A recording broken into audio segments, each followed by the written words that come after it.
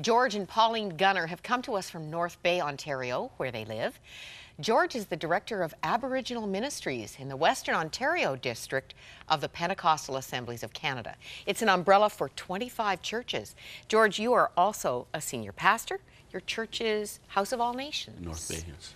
Wonderful to have you here. Did you fly?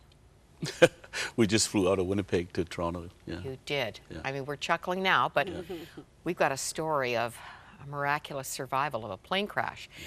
But the elephant in the room, right here, right now. I saved this from Tuesday, the Globe and Mail. First Nations lament housing in many Attawapiskats. The byline there, you can see, is communities crisis, not an isolated case. You live to minister to your communities. This is your heartbeat, George. Yes. That's the reason we were in the plane. Really? You were on your way to to minister in a First Nations community? Yeah. We were on our way out. And coming out of that community, that's when the accident happened. Has this press been beneficial? I think it makes people aware of what's happening and the real reality of the reserve. Because a lot of times people look at us and say, you know, you're lucky to be an Indian because you get tax-free benefits and all this stuff. But when you look at the reality of the reserve, then it's good for people to know that it's not as good as we think it is. You have a platform here, George. We have many First Nations viewers, and I don't know who else might be watching, but just express your heart about this. What would you like to see happen? The Bible tells us that righteousness exalteth a nation, and sin is a reproach to many people. And what I would like to see is Christ being honored and glorified in our reserves amongst our First Nation people. I think we need to turn to God with all our heart, especially in this hour. This is a time that we need to turn to God. The children of Israel turned to God out of their bondage and misery, and God heard their cry. And I believe this is the time that we need to do it. Our leaders need to do it. And we need to turn to God with everything at this moment, at this time. I know you have dreams and visions, very specific ones. You were telling me about a church you want to build in a community that... In Attawapiskat, yeah. In Attawapiskat, In Attawapiskat. specifically. They have a building there right now. It's just a one-room building. And they have to have Sunday school at different times. And because there's no room. So, and they've asked us, would you be able to help us build a church? So the interest is there. Yes. They just need the facility. Yeah. You've already got a pretty good pot to get things started. A church donated $4,000 to us just the other day. We got an email and said that they'd like to help Attawapiskat out. How can we do that? We've taken an offering. I said, can you leave that with me? We're praying about helping them out by building a church building for them that would accommodate the ministries in the community. So we're praying that, you know, other people will help us out in this area. This is wonderful. It's wonderful to meet a champion for such a time as this for our First Nations. My husband shares a lot how he was raised in poverty, and we've seen the blessing of God, like when you give your heart to the Lord and totally surrender your whole life to the Lord and live according to His word, He can turn things around, you know. He still is an answer. That's your story, George. It could have been very different for you. I was raised in it, and I was headed down that same road. What do you mean, that same road? The same road of poverty, drunkenness, violence. One day while drinking, I was stopped on the road and by the police, and I had to sit in a cell for an hour. They were going to take a test of alcohol.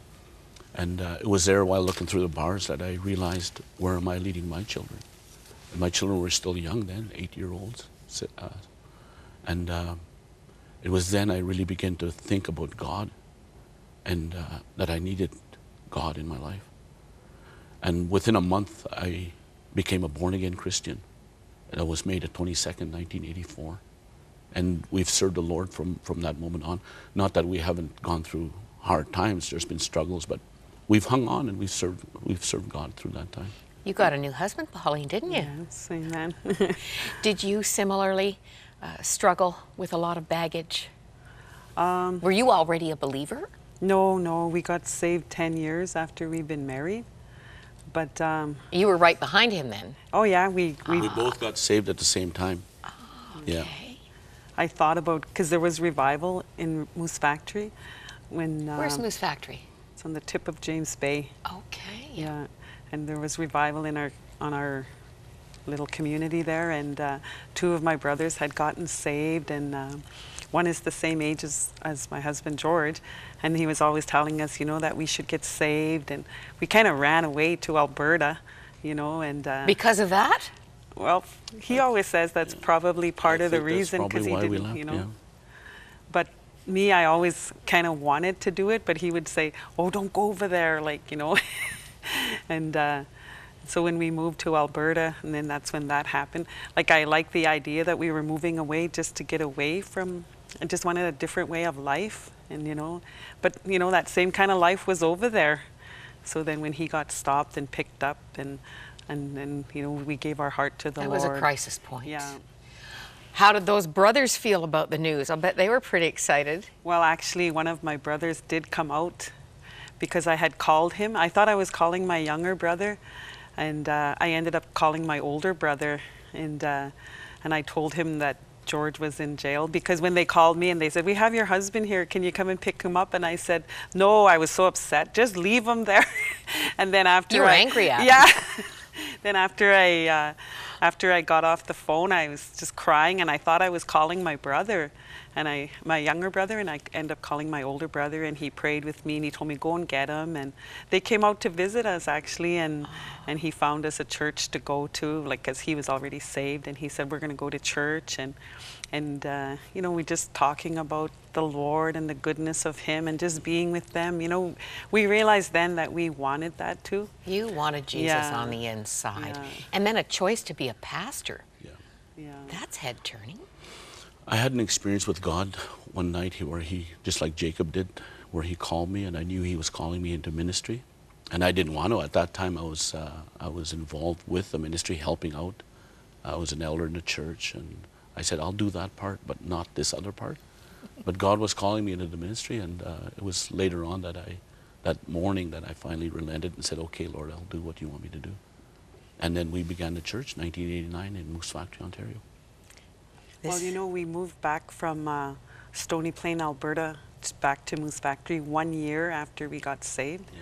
And I always remember the pastor, you know, he called us to the front and prayed over us. And I always remember his word, and as he prayed, he said, "Lord, use them mightily among their own people." And, you know, and 5 years after we got saved, my husband was pastoring a church in our home community.